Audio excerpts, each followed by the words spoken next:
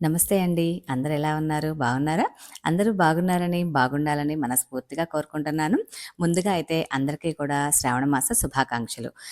ఈరోజు నుంచి మనందరం గూడా శ్రావణ మాసంలోకి అడుగుపెట్టేసాము. సో, ఇక్కడి నుంచి గూడా మన ఆడవాళ్ళందరికైతే చాలా అంటే చాలా ఇష్టమైన మాసం గదా! శ్రావణ మాసం. ఈ శ్రావణ మాసం వచ్చింది అంటే కొత్త చీరలు, పట్టు చీరలు, షాపింగ్‌లు, ఆ తర్వాత అమ్మని ఎలా ఆరాధించాలి, అమ్మవారి యొక్క కృపా కటాక్షాలను ఎలా మనం ప్రసాదంగా పొందవచ్చు, ఇవన్నీ గూడా మనకెంతో ఇష్టంగా అమ్మని శ్రావణ మాసంలో ప్రత్యేకంగా పూజించాలి. అమ్మవారి యొక్క కటాక్షం మన ఇంటిపైన, మన పైన ఉండాలని అందరూ కోరుకుంటారు గదా! సో, దాని గురించేనండి ఈరోజు గూడా మన వీడియో. సో, ఈరోజైతే నేను చేసుకున్న పూజ, ముందుగా నేను చేసుకున్న పూజకు కావాల్సిన కొన్ని ఏర్పాట్లు, అన్నిటితో పాటు మనం ఈ శ్రావణ మాసంలో ఎలాంటి పనులు చేయాలి, ఎలాంటి పనులు చేయకూడదు, అమ్మవారి కటాక్షం కోసం మనం ఎటువంటి పనులు చేస్తే మనకు మంచిది అనే విషయాలైతే నేనైతే ఈరోజైతే మీ అందరితోనూ షేర్ చేసుకుంటానండి. వీడియో నచ్చిందనుకుంటే గనక వీడియోని తప్పకుండా లైక్ చేయండి, షేర్ చేయండి. కొత్త వాళ్ళు ఎవరైనా ఉంటే గనక మన ఛానల్‌లో కంటెంట్ చూసి సబ్స్క్రైబ్ చేసుకోవటం మర్చిపోకండి. ముందుగా శ్రావణ మాసంలోనే ఎన్నో విశేషాలున్నాయండి. మనం ఎప్పుడు చేసుకునే శుక్రవారం పూజలు, ఈ ప్రతి నెలా చేసుకునే సంకటహర చతుర్థి పూజలు, ఆ తర్వాత 2 ఏకాదశులు, వాటితో పాటుగా మనకెంతో ఇష్టమైన అమ్మవారి పూజ, వరలక్ష్మి వ్రతము, ఆ తర్వాత నాగపంచమి, రాఖీ పౌర్ణమి, ఇలాగా ఒకటేంటి, రెండేంటి చాలా రకాలు విశేషాలున్నాయి. అన్ని పూజలు చేసుకోవాలి అనుకుంటే మన ఇష్టమండి. చక్కగా ప్రశాంతంగా అమ్మని దర్శించుకుంటా, అమ్మని నామస్మరణం చేసుకుంటా చక్కగా పూజ చేసుకోవచ్చు. సో, ముందుగా మనం ఎప్పుడూ గూడా అమ్మని పూజించాలంటే పూజతో సరిపోతుందా అంటే, పూజతో పాటు మనం గూడా కొన్ని నియమాలు పెట్టుకొని కంపల్సరీగా వాటిని పాటిస్తా వెళ్ళాలండి. పూజ విషయానికి వస్తే గనక ఎవరైతే అమ్మని పూజించాలనుకుంటారో, పూజతో పాటుగా కొన్ని విషయాలు మనకంటూ మనం కొన్ని నియమాలు పెట్టుకొని పాటించాలి. ఉదయాన్నే లేసి పూజ చేయటం, తెల్లవారుజామున లేదంటే గనక సాయం సంధ్యలో ఇలాగ 2 సార్లుగా పూజ చేసుకోవాలండి ఈ నెలలో అయితే. ఈ నెలనే కాదండి, ఏ నెలైనా సరే గూడా చాలా విశేషంగా చేసుకుంటారు. మనకి కార్తీక మాసానికి ఎంత ప్రాముఖ్యత ఉందో, అదేవిధంగా శ్రావణ మాసానికి కూడా ఎక్కువ ప్రాధాన్యత ఉంది. మనం శ్రావణ మాసంలో అమ్మవారితో పాటు స్వామి వారిని కూడా కంపల్సరీగా పూజించాలి. ఏ స్వామి అయినా పర్లేదండి. హరిహరుల్ని ఎవరిని పూజించినా కూడా మనం మనస్ఫూర్తిగా ఇష్టంగా పూజిస్తే వారి యొక్క కృపా కటాక్షాలు కూడా మన మీద కలుగుతాయని చెప్పేసి మన పురాణాలన్నీ కూడా మనకు చెప్తా ఉన్నాయి. మాసంలో పూజతో పాటు మనం ఇంకా ఏం నియమాలు పాటించాలి? ఏ నియమాలు పాటించాలంటే, మనం ఎంతగా అమ్మని ఆరాధిస్తామో, అంతగా మిగతా అన్ని విషయాల్లో గూడా మనం నీట్‌గా పెట్టుకోవాలండి. ముందుగా ఇల్లుని ఎప్పుడు శుభ్రంగా ఉంచుకోవాలి. ఇంటి నిండా చిందరవందరగా లేకుండా, కాగితాలు ఎక్కడ పడితే అక్కడ అలా లేకుండా చక్కగా నీట్‌గా ఉండడానికి ప్రయత్నించాలి. వంటింట్లో గూడా ఎప్పుడూ గూడా శుభ్రంగా గ్యాస్ స్టవ్ గానీ, మిగతా పరిసర ప్లేసులు గానీ, ఈగలు, దోమలు, చీమలు లేదంటే పురుగులు, బొద్దింకలు ఇలాంటివి ఏమీ రాకుండా గూడా మనం ప్రయత్నించాలి. సో, ఎప్పుడూ గూడా మొత్తం గూడా ఇల్లు మొత్తాన్ని గూడా ఎప్పుడు శుభ్రంగా ఉంచుకోవడానికి ప్రయత్నించాలి. ఇల్లు ఎక్కడ పడితే అక్కడ బూజులు ఉన్న చోట, ఎక్కడ పడితే అక్కడ జిడ్డుగా ఉంటే, మురికిగా ఉన్న చోట, ఇల్లు నీట్‌గా లేని చోట అమ్మ అస్సలు కొలువుండదండి. అమ్మ చంచలమైందని చెప్తారు. అంటే అమ్మకి ఎప్పుడు ఉండాలనిపిస్తేనే అప్పుడుంటది. అమ్మకి ఇష్టం లేకపోతే ఆ ప్లేస్‌లో ఉండదనమాట. అందుకని ఎప్పుడు గూడా మనం శుభ్రంగా ఉంచుకోవాలి. మనం ఇక్కడ చేయాల్సిన పనులేంటి, చేయకూడని పనులేంటి కూడా చెప్తానండి. ఇప్పుడు చేయాల్సిన పనులేంటంటే ఇల్లు ఎప్పుడు నీట్‌గా ఉంచుకోవటం, మంచి బట్టలు ధరించటం, ఉతికిన బట్టలనే ధరించటం. ఇడిచిన బట్టలు అస్సలు వేసుకోకూడదండి. ఎప్పటికప్పుడు శుభ్రమైన బట్టలే వేసుకోవాలి. చిరిగిన బట్టలు, కాలిన బట్టలు అస్సలు వేసుకోకూడదు. లక్ష్మీ కటాక్షం కోసం అమ్మవారితో పాటు అమ్మవారిని ఎలా పూజిస్తామో ఆ ఇంటి ఇల్లాలు కూడా అలాగే ఉండాలని చెప్తారండి. అంటే అసలు మనకి సామెతే ఉంది. ఇంటికి దీపం ఇల్లాలు అని. ఆ ఇంటి ఇల్లాలు ఎప్పుడూ కూడా మాంగళ్యాలతో ఉండాలి. ఎప్పుడూ చిరాగ్గా, విసుగ్గా ఎవరితోనూ మాట్లాడకూడదు. ఏదైనా సమస్య వస్తే సానుకూలంగా పరిష్కరించుకోవాలి గానీ, అనవసరంగా గొడవ పడి ఇంట్లో రదన, రచ్చ చేసుకొని అనేది ఎప్పుడూ ఉండకూడదు. అంతేకాకుండా ఇంటికి ఇల్లాలు దీపం అని చెప్పాను గదండీ! అదేవిధంగా ఇంట్లో ఆడవాళ్ళు ఎప్పుడూ నవ్వుతా ఉంటే, ఆ ఇంట్లో లక్ష్మీదేవి కొలువుంటదని చెప్తా ఉంటారు. దాంతో మనందరం కూడా లక్ష్మీ కటాక్షం అంటే డబ్బులు, బాగా సంపదలు, ఆస్తులు, పాస్తులు అనుకుంటామండి. మనకుండే ఆరోగ్యం లక్ష్మీనే. మనకుండే మంచి ఆరోగ్యం లక్ష్మి. మనకుండే సంపద లక్ష్మి. మనకుండే ఆనందం లక్ష్మి. మన ఇంట్లో ప్రతి ఆనందంగా చేసే ప్రతి విషయంలో కూడా లక్ష్మీదేవి కొలువుందని చెప్తా ఉంటారు. అదే లక్ష్మీ కటాక్షం అండి. మనకి ఓన్లీ డబ్బులు ఒక్కటే ఉంటే లక్ష్మీ కటాక్షం కాదు. మిగతా అన్నీ ఉండాలి. లక్ష్మితో సంపదతో పాటు ఆరోగ్యం, ఆ తర్వాత సంపద, ఆ తర్వాత ఆనందం, మంచి మనసు, వేరే వాళ్ళకి ఇచ్చే దానగుణం ఇవన్నీ కూడా లక్ష్మీనే. ఎందుకంటే ఆ లక్ష్మి ఇలాంటి పనులన్నీ ఎప్పుడైతే మనం మంచిగా మంచి మనసుతో చేస్తామో ఆ లక్ష్మీదేవి అనేది అప్పుడే మన ఇంట్లో కొలువై ఉంటుంది. సో, ఇక్కడ మీరు వీడియోలు చూస్తా ఉండుంటారేమోనండి. సో, వీడియోలో అయితే నేను ముందుగానే ఏర్పాటు చేసుకున్నాననమాట. అన్నీ గూడా పూజకి కావాల్సిన సామాను అన్నీ తెచ్చుకొని, ఇంటిని శుభ్రంగా చేసుకొని, శ్రావణ మాసం వస్తుందంటే నాతో పాటు చాలామంది గూడా ఇదే విధంగా క్లీన్ చేసుకుంటా ఉంటారు. మొత్తం శ్రావణ మాసంలో అడుగు పెడుతున్నామంటేనే ముందు నుంచే వారం నుంచి మనం స్టార్ట్ చేస్తే గానీ క్లీనింగ్ అనేది అవ్వదు. సో, నేను గూడా అదే విధంగా ఇల్లు మొత్తాన్ని క్లీన్ చేసుకొని, పూజకి కావాల్సిన సామానంతా ముందుగానే తెచ్చిపెట్టేసుకొని, ఇంటికి గడపలు, గుమ్మాలు అన్నిటిని కూడా పసుపు, కుంకుమ బొట్లతో అలంకరించుకొని ఉన్నాను. ఈ నెలలో విశేషంగా వచ్చే సోమవార పూజ కూడా నేను చేసుకుంటున్నానండి. మీకు అందరికీ తెలిసిందే. నేను 16 సోమవారాలు వ్రతం చేసుకుంటున్నాను కదా! సో, ఈరోజైతే మూడో వారం అండి. సో, ఈరోజైతే నేను చేసుకుంటున్నాను 2 పూజలు.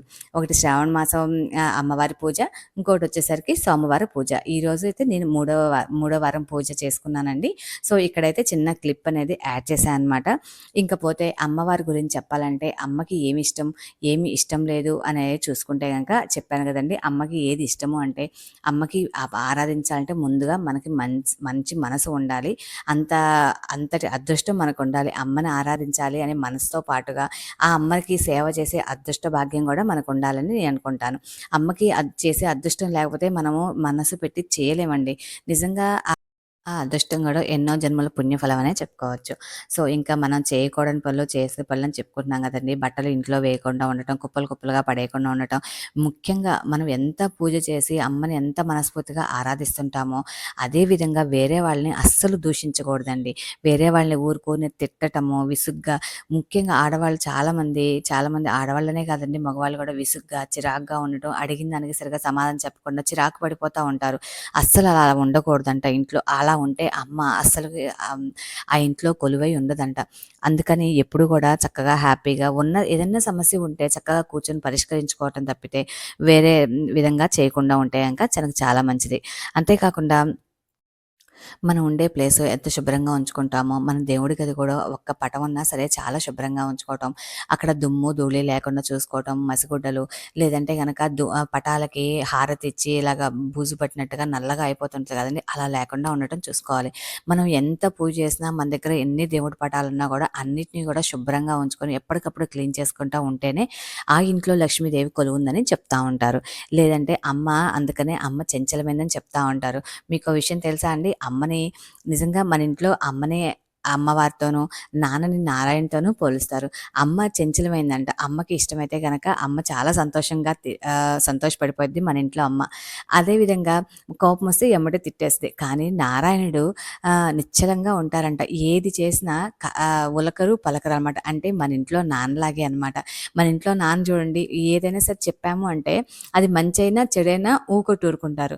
లేదంటే గనక తొందరగా ఎవరిని ప్రైజ్ చేయరు. తొందరగా ఎవరిని తిట్టరనమాట. సో, అందుకని నారాయణుడిని నాన్నతోనూ, అమ్మవారితోనూ, లక్ష్మీదేవితోనూ పోలుస్తారనమాట. ఎందుకంటే అమ్మ అన్నిటికి రియాక్ట్ అవుతారనమాట. కోపానికి, సంతోషానికి రియాక్ట్ అవుతారు. నాన్న నిశ్చలంగా ఉంటారని చెప్తా ఉంటారు. సో, ఇంకా ఆ తర్వాత వచ్చిన తర్వాత అమ్మవారికి ఏమి ఇష్టం, అమ్మవారికి ఎలాంటి ప్రసాదాలు పెట్టాలి, అమ్మవారిని ఎలా ఆరాధించాలి అనే విషయం అయితే ఇంకొక చిన్న విషయంతో మీతో షేర్ చేసుకుంటున్నాను. సో, అమ్మవారికి మనం మనస్ఫూర్తిగా పూజ చేయటమే ముఖ్యమండి. మనకి ఏది ఉన్నా లేకపోయినా మనసు అనేది ఉండాలి. ఈరోజు మా ఇంట్లో పూలు లేవే, మా ఇంట్లో పాలు లేవే, ఇంకొకటి లేదే అని కాకుండా మనం ఎంతసేపు పూజ చేశామన్నది కాదండి. ఎన్ని నిమిషాలు అమ్మ పాదాల చెంత మన మనసును పెట్టి అమ్మని మన కళ్ళ ముందు ఉంచుకొని ఆరాధించాము అన్నది చాలా ముఖ్యమైన విషయం అన్నమాట. అమ్మని మన గుండెల్లో నింపుకొని పూజ చేసుకోవాలి. అమ్మవారి ఆరాధనలో ఎక్కువగా చాలామంది చెప్తా ఉంటారు కదండీ! అమ్మవారికి ఎంతో ఇష్టమైన కలువ పూలు, సువాసన భరితమైన పూలు, తామరలు, కలువలు ఇలాగ అమ్మకి ఇష్టమైన పూలన్నిటితో అమ్మవారిని పూజ చేసుకుంటే అమ్మకి ఎంతో సంతుష్టులవుతారని చెప్తా ఉంటారు. దాంతో పాటుగా దీపారాధన చేస్తా ఉంటాం కదండీ! సో, అందరం కూడా న్యాచురల్‌గా కామన్‌గా చేసేదేంటంటే నువ్వుల నూనె దీపారాధన. విశేషమైన దినాల్లో చాలామంది కూడా ఆవు నెయ్యితో దీపారాధన చేస్తా ఉంటారు. సో, అమ్మకి చాలా ఇష్టమైన ఆరాధన అంటండి. ఆవు నెయ్యితో దీపారాధన. సో, మనకి చేతనైనంతలో ఆవు నెయ్యితో దీపారాధన చేసుకుంటే మంచిది. ఒకవేళ అన్ని రోజుల్లో కాకపోయినా విశేషమైన దినాల్లో ఆవు నెయ్యితోను, మిగతా రోజుల్లో నువ్వుల నూనెతోను అలా దీపారాధన చేసుకుంటే అమ్మకి చాలా ఇష్టమంట. ఆవు నెయ్యితో చేయలేని వాళ్ళు నువ్వుల నూనెతో గానీ, కొబ్బరి నూనెతో గానీ చేసుకున్నా గూడా అమ్మకి చాలా సంతోషమంట. ఎన్ని చేసినా మనసనేది అమ్మ దగ్గర పెట్టి చేయాలండి. అది మాత్రం చాలా అంటే చాలా ముఖ్యమైన విషయం అనమాట. ఆ తర్వాత అమ్మవారికి ఇష్టమైన ప్రసాదాలేంటి, అమ్మవారికి ఈ నెలలో ఏం సమర్పించాలి అని చాలామంది తర్జన భర్జన పడతా ఉంటాం కదా! సో, అమ్మకి మీరు మనస్ఫూర్తిగా పాలు పెట్టినా చాలండి. అమ్మవారికి ఆవు పాలంటే చాలా ఇష్టం. సో, ఆవు పాలతో అభిషేకం చేసుకోవటం, ఆవు పాలు ప్రసాదంగా పెట్టడం, ఆవు పాలల్లో కొంచెం హ్మ్, యాలక్కాయ, చిన్న యాలక్కాయను కొంచెం పటికి బెల్లం ముక్కలు వేసేసి అమ్మవారికి నైవేద్యంగా సమర్పిస్తే చాలా ఇష్టపడతారంట. అంతేకాకుండా ఆవు పాలతో చేసే పరవన్నం, ఆ తర్వాత బియ్యపు పరమాన్నం, ఆ తర్వాత సగ్గుబియ్యం పాయసం, ఇవన్నీ కూడా అమ్మవారికి చాలా ఇష్టమంట. సో, ఇవన్నీ కూడా మనకి చేతనైనంతలో మనకు ఉన్నంత దానిలో అమ్మకు సమర్పించి అమ్మవారి యొక్క కృపా కటాక్షాలను పొందాలని కోరుకుంటున్నాను. సో, ఈ విధంగా ప్రతిరోజు కూడా ఈ 30 రోజుల పూజ కూడా ఎవరికి అనుకూలమైన రోజులు అనుకూలంగా ఉన్న రోజులు అందరూ చేసుకోవాలని మనస్ఫూర్తిగా కోరుకుంటున్నానండి. ఇంకొక విషయం మర్చిపోయానండి. అమ్మవారికి ఎంతో ఇష్టమైన బిల్వ పత్రాలు కూడా అమ్మకి చాలా ఇష్టమంట పూజ చేస్తే. దాంతో పాటుగా సగ్గుబియ్యం పాయసం, శనగలంటే అమ్మవారికి చాలా ఇష్టమని చెప్తా ఉంటారు. సో, ఇవేమీ చేయలేను అనుకున్న రోజు చక్కగా సింపుల్‌గా శనగలు బాయిల్ చేసి పెట్టినా కూడా అమ్మ చాలా ఇష్టపడతారంట. సో, ఈ విధంగా ఆడవాళ్ళందరూ హ్యాపీగా, సంతోషంగా ఉంటూ చక్కగా అమ్మని పూజించుకోవాలని కోరుకుంటున్నాను. ఈ నెల రోజులు కూడా లక్ష్మీ కటాక్షం కావాలనుకున్న వాళ్ళు కొన్ని మంత్రాలు, స్తోత్రాలు చదివితే బావుంటుంది అనుకుంటారు కదండీ! సో, అలాంటి వాళ్ళు ప్రతిరోజు కూడా లక్ష్మీ అష్టోత్తరము, కనకధార స్తోత్రం కనకధార స్తోత్రం చదివితే కనకం అనేది ధారలాగా కురిపిస్తారు అమ్మవారని చెప్తా ఉంటారు. సో, దానికోసమని కనకధార స్తోత్రం, అష్టలక్ష్మి స్తోత్రాలు ఇలా మనకి ఏది వస్తే అది చదువుకోవచ్చండి. ఏది రాదు అనుకుంటే ఏమి భయపడాల్సిన అవసరం లేదు. అమ్మకి మన బాధ చెప్పుకొని, మన స్థితిని చెప్పుకొని, ఓం శ్రీ మాత్రే నమః అన్న ఒక్క చిన్న మంత్రం చదువుకున్నా చాలండి. అమ్మ మనసు కరిగి, అమ్మ యొక్క కృపా కటాక్షాన్ని మన మీద కలిగిస్తుంది. సో, అందరూ కూడా బాగా పూజ చేసుకోండండి. అమ్మవారి కృపా కటాక్షాలు మీ అందరికీ కలగాలని కోరుకుంటున్నాను నేనైతే. సో, నేను కూడా ఈ 30 రోజుల్లో ఎన్ని రోజులు అనుకూలంగా ఉంటే అన్ని రోజులు పూజ చేసుకోవాలని, ప్రతిరోజు ఉదయాన్నే బ్రహ్మముహూర్తంలో పూజ చేయాలని అమ్మనైతే మనస్ఫూర్తిగా కోరుకొని ఈరోజు నుంచి నా శ్రావణ మాస పూజనైతే స్టార్ట్ చేశానండి. డైలీ పూజ చేసుకుంటా, రోజు చదివేయండి ఇయన్నీ కూడా నేనైతే కనకధార స్తోత్రం ఇవన్నీ డైలీ చదువుతాననమాట. సో, అమ్మవారి పూజతో పాటు ఏదో ఒక చిన్న స్తోత్రమైనా అయ్యవారిది కూడా ఏదో ఒకటి లింగాష్టకం గానీ, లేదంటే విష్ణు సహస్రనామంలో ఏదైనా చిన్న శ్లోకాలు గానీ, నారాయణకి సంబంధించింది గానీ ఏదైనా సరే, వెంకటేశ్వర స్వామి గోవింద నామాలు గానీ ఏదో ఒకటి చదువుకుంటే అమ్మవారితో పాటు అయ్యవారు కూడా సంతుష్టులవుతారనమాట. సో, ఇదండి ఈరోజైతే నా వీడియో అయితే. సో, మీకెలా అనిపించింది? నచ్చింది అనుకుంది, లేదంటే మీకేదన్నా ఒక్క విషయమైనా మంచి విషయం చెప్పానా? మీకు ఉపయోగపడిందా? అన్న విషయం అయితే నాకు కామెంట్ సెక్షన్‌లో కామెంట్ చేయండి. నాకు ఉపయోగపడింది, మీకు నచ్చింది అనుకుంటే గనక ఒక చిన్న లైక్ అయితే ఇవ్వండండి. మీ యొక్క అమూల్యమైన లైక్, మీ యొక్క కామెంట్ అనేది నాకైతే చాలా అంటే చాలా బూస్టింగ్ ఇస్తుంది. సో, ఇదైతే మన వీడియో అండి. ఈరోజైతే నేను అమ్మవారిని తామర పుష్పంలో కూర్చోబెట్టుకొని, ఆ తర్వాత పాలని ప్రసాదంగా అమ్మవారికి నైవేద్యంగా సమర్పించుకున్నాను. సో, ఇదండి ఈరోజైతే మన పూజా విధానం. రేపైతే ఇంకొక మంచి వీడియోతో మీ ముందుకొచ్చేస్తాను. Keep watching Bindu the home maker channel.